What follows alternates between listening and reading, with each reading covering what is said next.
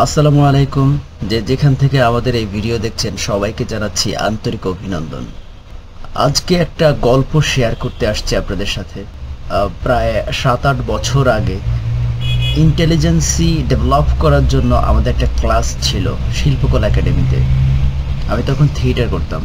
পরে ক্যারিয়ারের কথা চিন্তা করে আসলে থিয়েটার থেকে মুভ করি। থিয়েটার রিলেটেড আমাদের ওয়ার্কশপ হতো, বিভিন্ন ধরনের গেমস থাকতো। তার মধ্যে যে গেমগুলো মেন্টালি ডেভেলপ এবং ইন্টেলিজেন্সি ডেভেলপ করার জন্য ওই গেমগুলো খুবই ইফেক্টিভ ছিল। আমাদের যে ট্রেনার ছিলেন কলকাতার, মূলত আমাদেরকে ট্রেন আপ করার জন্য উনি কলকাতা থেকে বাংলাদেশে আসেন। ট্রেনার আমাদেরকে বলেন, ছোট একটা সাদা কাগজে তোমরা সবাই সবার নাম লেখো। আমরা তাই করলাম, নাম লিখলাম সাদা কাগজে। তারপর বললেন যে এটা সবাই ভাঁজ করো। করলাম ভাঁজ করার পর উনি একটা টুকরি দিলেন, বললেন যে এটার ভেতরে সবাইটা ফেলো। ওখানে রাখলাম, আমরা সবাই ফেললাম। তারপর এটাকে উনি অনেক দূরে, আমাদের করিডোর যেটা ছিল সেটা অনেক বড় ছিল, করিডোরে একদম ওই মাথার মধ্যে বলল যে এটা রেখে আসো। তো আমরা রেখে তারপর এখানে আমরা সবাই বসলাম। উনি আমাদেরকে বললেন যে তোমরা যেখানে ওই টুকরি থেকে সবাই তার নিজের যে নাম লেখাটা আছে সেটা নিয়ে আমার সামনে আসবে, যে যত দ্রুত আসতে পারো। তো আমরা গেলাম, গিয়ে সবাই সবার মতো করে খুঁজতে লাগলাম। আমিও খুঁজছিলাম, এটা তো আর পাওয়া যাচ্ছে না। এখানে আমরা 47 জন ছিলাম। প্রায় আমি 8-9টা খুললাম, খোলার পর আমি আসলে আমার নামটা পাচ্ছি না, কোনটা হবে আমার নাম। সবাই আসলে এইভাবে আমরা খোঁজা শুরু করলাম। উনি প্রায় 15 মিনিট সময় দিলেন আমাদেরকে। এই 47 জনের মধ্যে 15 মিনিটে আমরা প্রায় 15-20 জন নামটা পেয়েছি, আসলে পাইনি। কারণ সবাই তো আমরা একসাথে খোঁজা শুরু করেছি।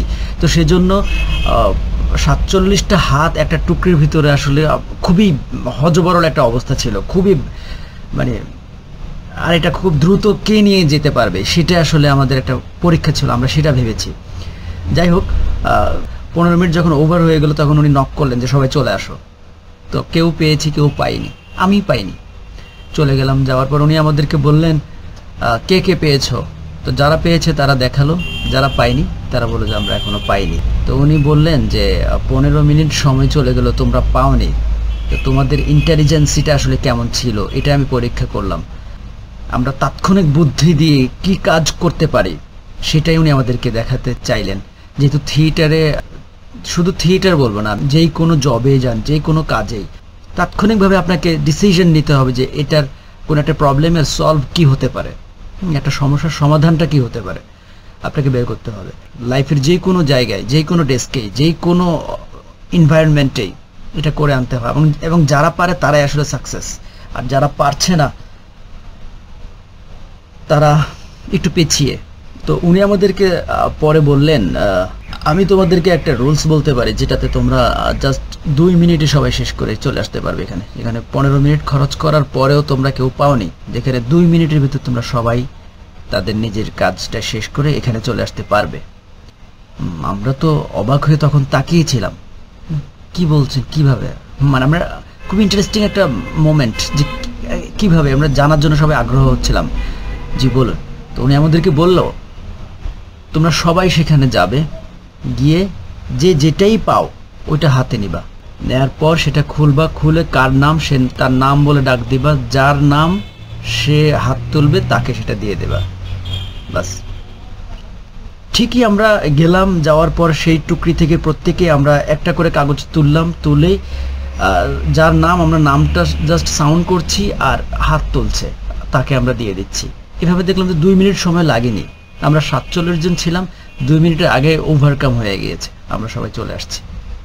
জাস্ট ইন্টেলিজেন্সি ডেভেলপ করার একটা ক্লাস ছিল, সেটা আমাদের একটা ওয়ার্কশপ ছিল। তো এই গল্পটা থেকে আমরা কি শিখলাম? যে শুধু নিজের কথা চিন্তা করব না, সবাইকে হেল্প করার জন্য যে কাজটা সেটা যদি করি তাহলে আমার কাজটাও হয়ে আসবে। সবার জন্য যেটা ভালো হবে সেটা যখন আমিও চিন্তা করব তখন সেই ভালোটা আমার জন্য হয়ে আসবে। তো এখানে হেল্পিং হ্যান্ডটা একটু বাড়িয়ে দেওয়ার জন্য বলা হলো। আপনার পাশে আপনার কো-আর্টিস্ট অথবা আপনার কলিগ, আপনার ভাই, আপনার বোন, আপনার পাড়া প্রতিবেশী, আপনার আশেপাশে যারাই আছেন তাদের জন্য ভালো কিছু করি, তাদের জন্য আমরা আমাদের হেল্পিং হ্যান্ড বাড়িয়ে দেই, তাহলে তার ফিডব্যাক কিন্তু আমিও পাবো, একদিন পাবোই। সবার কাছে অনুরোধ রইল, আপনি শুধু নিজেকে নিয়ে চিন্তা করবেন না, আপনার আশপাশ নিয়ে চিন্তা করুন, আপনার পরিবেশ নিয়ে চিন্তা করুন, আপনার দেশ নিয়ে চিন্তা করুন, আপনার পৃথিবীটাকে নিয়ে চিন্তা করুন।